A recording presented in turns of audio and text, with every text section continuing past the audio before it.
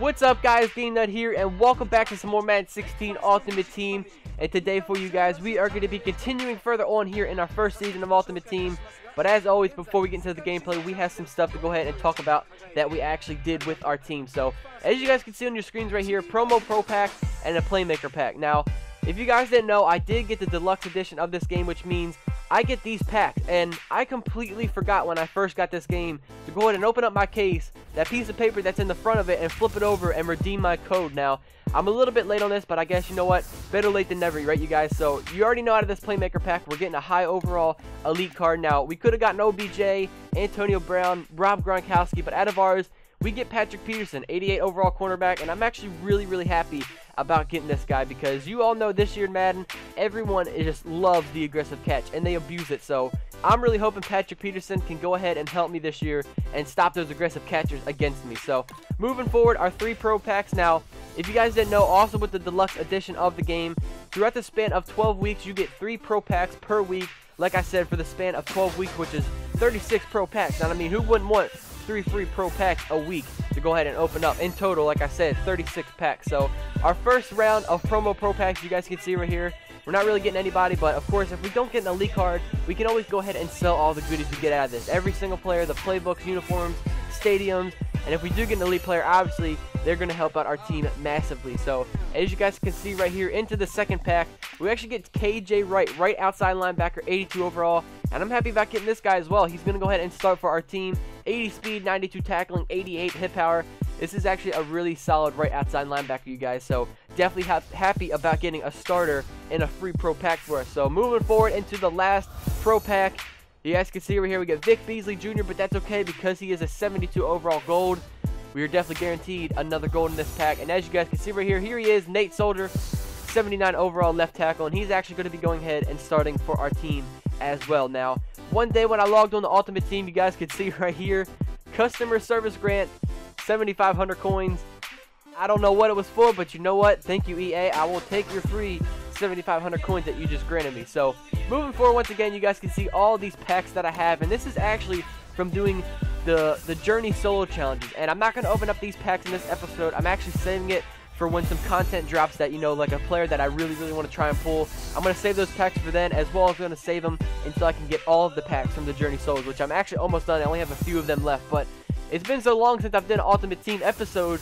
We have the next round of Promo Pro Packs to go ahead and open up. So in the second pack here, you guys can see a low 75 overall cornerback, but moving into our third and final one of the week, you guys can see right here, this round of the Pro Packs was not our week. You guys can see Jason Verrett, 79 overall cornerback. Did not get anybody too exciting out of these packs this week. So, moving forward, the first week of the NFL is actually already over, so this is kind of old, you guys. The coin up from the New York Giants, Dallas Cowboys. I actually chose the Cowboys to win the game. So if you guys don't know who already won that game, I actually was correct. The Dallas Cowboys did win in like a thriller. It was like 7 seconds left in the game. I watched it. It was an awesome game. But the coin up for the week, go ahead and choose what you want to actually happen in this game. You guys can read all of them on your screen, but guess what? I actually chose the only one that happened. You guys can see right here, Tony Romo passing for 300 yards, and we get 15,000 coins for that. Now, we will redeem that in the next episode, and I went with this one because that one was just almost guaranteed to me. I mean, Tony Romo throwing for 300 yards, that was just easy. I mean, that was an easy 15K.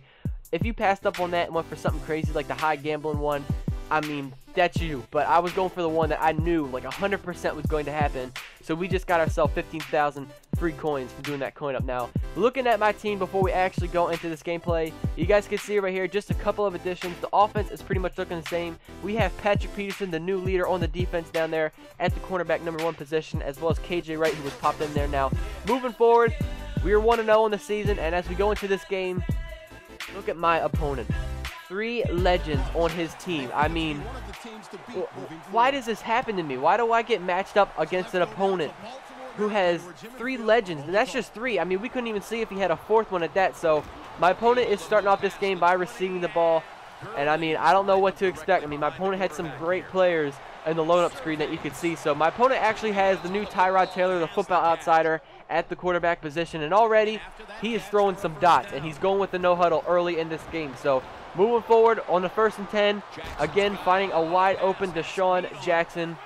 My opponent moves forward. He actually went for a no-huddle, but was an incompletion. So later on a 2nd and 10, this time, Tyrod Taylor is scrambling out of the pocket. And are you kidding me?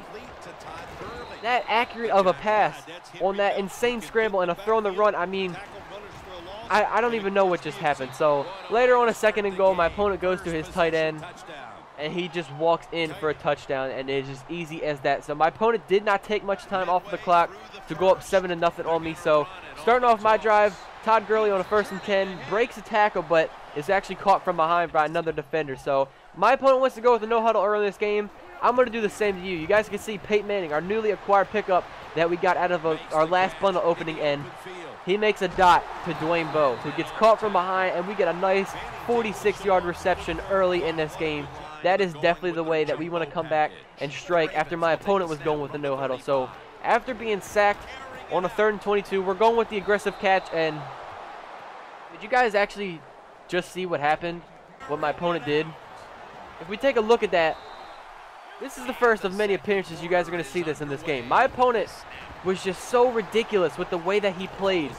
He actually would run in front of my receivers on defense to make them slow down and not be able to get the catch. And I didn't show it every single time just because I didn't want to waste your time. But you guys will see it here in this episode a couple more times what my opponent did. So we got lucky there. As you can see, Tyrod Taylor actually fumbled the ball, and Orlando Scandrick did an amazing job of scooping and scoring on that play. But my opponent, with Tyrod Taylor, for some reason this man was just left wide open in the middle of the field. And just like this, my opponent also has Todd Gurley in the backfield, and he just walks straight in for the 2nd touchdown of my opponent. So moving forward, later on a 3rd and 4, you guys can see right here, Peyton Manning. I don't know what's up. I mean, this is Peyton freaking Manning, and I'm really thinking about selling Peyton Manning, you guys. You can see right here, his feet were standing perfectly still. He throws an unbelievably inaccurate pass. It was just disgusting. And then also, every single time this dude gets touched, I mean, like, if you touch his shoes, the man's going to fumble the ball. But as you go forward here, I mean, my team is just looking disgusting right now. You can see my safety, James Ahedebo, just standing there, not doing anything. And again, you can see my opponent. You guys are going to see the replay here once again. Purposely goes in front of my receiver to stop him on his route and be able to make an incomplete pass. So I was frustrated out of this world. You guys can see on a 4th and 3, I'm going for it, and we actually convert here. Jordan Reed, wide open in the middle of the field. He goes ahead and he gets our 2nd score of the game.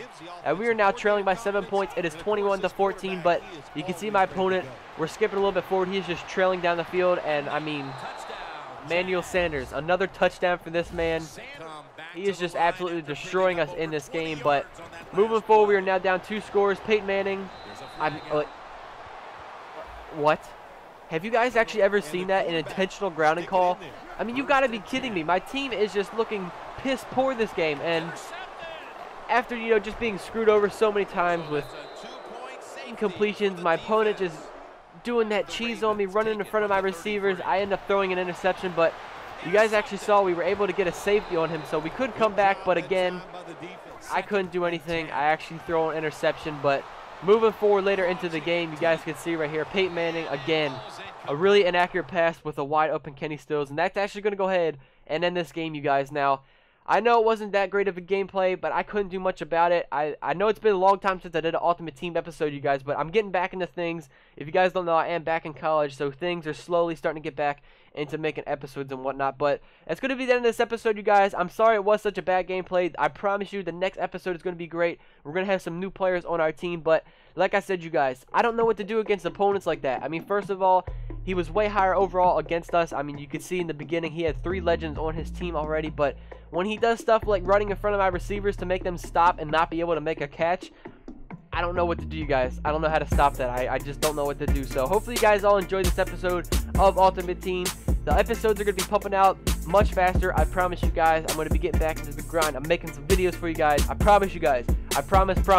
I know I've said this in the past before, and then I've been like another week and not an episode has come out, but trust me, I promise you guys. From now on, I'm going to be doing at least a video every other day, because college right now, it's a little rough, but you know what? I've got to make videos for you guys, and I want to make videos for you guys. So hopefully you all enjoyed that terrible gameplay here in Ultimate Team. We're ending off the season 1-1. Hopefully in the next episode we can go ahead and get a W.